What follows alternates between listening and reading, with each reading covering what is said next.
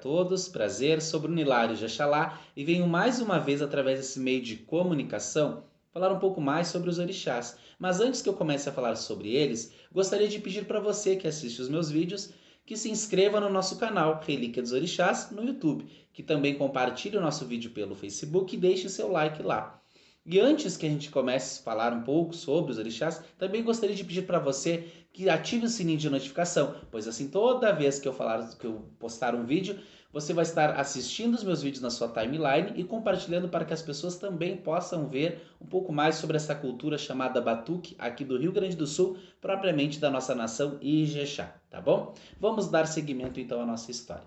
Orixá Iansã, ou Iá, como queiram chamar, representa a força dos elementos da natureza, assim como todos os orixás. Mas Iansã é responsável, então, pela chuva, pelos raios, pelos temporais, pelo movimento, né? Esta força elemental chamada Iansã representa todo esse poder selvagem e avassalador que pode tanto acrescentar quanto destruir, pois ela representa todo o seu poder de transformar. Ela é responsável também pelos furacões. Então é ela que é responsável por toda essa movimentação bruta na nossa vida, ou intensa, como vocês queiram entender e chamar. Para que a gente possa compreender mais um pouco sobre o Xorixá, vou falar uma lenda, uma história mitológica, mas também vou dar seguimento falando suas responsabilidades, todo o axé de Iansã e aquilo que ela trabalha.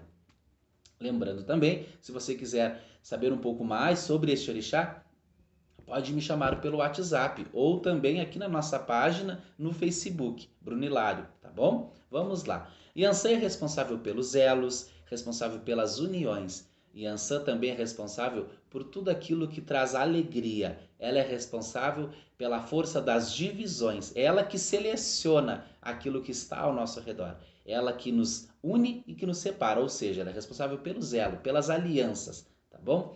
Iansã também é responsável pela força que carrega as almas. É ela que conduz os espíritos para que eles possam ultrapassar os portais, né? Saindo da terra, do Aie, para o Orum, para o céu, tá bom?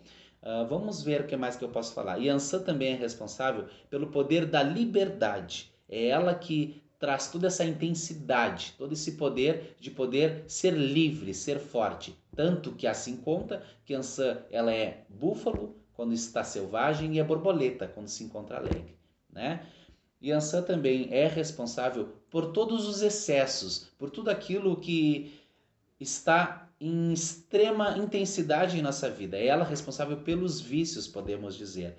Junto com outros orixás, ela trabalha para que possa limpar todo este vício que é acumulado em nossa vida. Ela responde pelos excessos que acontecem ao nosso redor, né? Assim, então, podemos dizer que Iansã é todo esse poder intenso que perpetua no nosso ser. Ela é responsável pelas paixões, pelos elos, pelas uniões, também pela sexualidade, também pela sensualidade, né? Podemos dizer que Iansã ela é responsável por todo este poder de conseguir agrupar todo esse poder feminino dentro de uma pessoa, pois nós possuímos o lado masculino e o nosso lado feminino. É o poder dual, né? Assim como os orixás. Eles trazem esse poder dual para que a gente possa se encontrar em equilíbrio em nossa vida.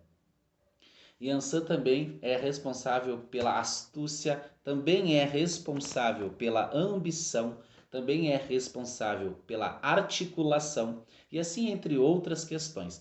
Para que a gente possa compreender, vou contar uma história então. Certa feita, Iansã prometeu a Ogum que ia se casar com ele, né? E assim ela cumpriu o seu papel e seu dever. Ogum, muito guerreiro, muito bravo, também muito bruto, estava acostumado a viver em guerra. Tanto que ele era responsável pela forja e criou para ele uma espada muito bonita, a espada mais poderosa que poderia existir no reino de Ogum, né? Essa espada, quando cortava um homem ou um ser ou algo, dividia esse ser em 7 pedaços. mas ele amava tanto Yansan que resolveu fazer para ela uma espada ainda mais poderosa. Deu para ela a espada que dividia em 9 os seres, tanto que por isso que eu falei que Yansan é responsável pelas divisões. Então Yansan possuía a espada que dividia os seres em 9 e Ogum responsável pela espada que dividia em 7. Só que Ogum, com o passar dos anos, Yansan nunca foi apaixonada por ele, mas sempre teve muita palavra e muito apreço por Ogum, pois ele era responsável por toda essa força bruta pela guerra e ela admirava isso nos homens, né? Só que em dado momento, Yansan estava passeando no seu reino junto com Ogum e encontrou um homem tão bonito quanto, né? Só que ele tinha uma coisa diferente. No seu olhar existia fogo, né? Então Yansan logo se apaixonou por aquele homem. Voltando a dizer que ela não era apaixonada por Ogum, ela tinha a palavra de se casar com ele, pois ele era uma pessoa que conseguiu em algum momento auxiliar ela. Então ela tinha esse dever de cumprir ao lado do seu esposo Ogum tudo aquilo que eles poderiam vivenciar. Só que Yansan estava cansada daquele homem violento, daquele homem bruto, daquele homem que acabava em pouco momento explodir de ira e nunca lhe dava carinho. Então Yansan encontrou Xangô, que era um homem que possuía todos esses adereços, né? No sentido positivo, era um homem bonito, era um homem viril, era um homem forte, mas que também tinha o seu lado amoroso, vaidoso. Yansan gostava disso. Se encantou por Xangô e se apaixonou por ele. Né? Então, em certo momento, Yansan resolveu separar, fugir para casar com Xangô. Né? Só que o Ogum descobriu. Então Ogum resolveu ir atrás de Yansan. Chegando em algum lugar, encontrou Yansan junto com Xangô. Os dois estavam muito contentes. Né? Yansan, aproveitando do momento, Ogum, muito irado que era, logo já partiu para cima de Xangô. E Yansan deu um grito e levou a sua espada ao ar e disse que ali não era o momento, que os dois deveriam conversar.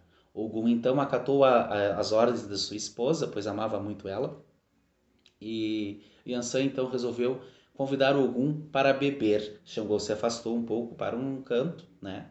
E Yansan resolveu então dar o atã para o Ogum beber, né? Tanto que o Ogum bebeu, que acabou se embriagando. Yansan então tirou a sua espada e disse que agora era o momento deles lutarem. Ogum, meio embriagado, dançando e ludibriado pela força de Yansan, resolveu lutar, pois não rejeitava a guerra. Yansan então resolveu em um só golpe, né, acabar com aquela história, selando a espada de Ogum pelo chão e a espada de Yansan caindo sobre a espada dele. Nesta briga, correu muito raio, muito fogo, muito trovão, pois Xangô estava ali assistindo com sede, né, a intenção daquela mulher, daquele orixá. Mais apaixonado por ele ela ficava e ele também se apaixonava cada vez mais por aquela movimentação sensual que Yansan trazia no seu ser. Resumidamente, então, a nossa história acabou que Ogum, Xangô e Yansan ficaram amigos, e Yansan resolveu ficar com Xangô, e dali então se formou o casal do Dendê como chamamos, né? Isso, gente, significa um pouco sobre a lenda dos orixás. A lenda nada mais é do que uma história mitológica, para que a gente possa compreender os acontecimentos que se sucedem sobre o nosso momento na Terra, né? O porquê que acontece algumas coisas, algumas questões, para que a gente possa interpretar o ocorrido e tentar resolver da melhor forma. Ali Yansan mostrou a sua soberania, a sua astúcia, o seu axé de sensualidade, Xangô a observação, né?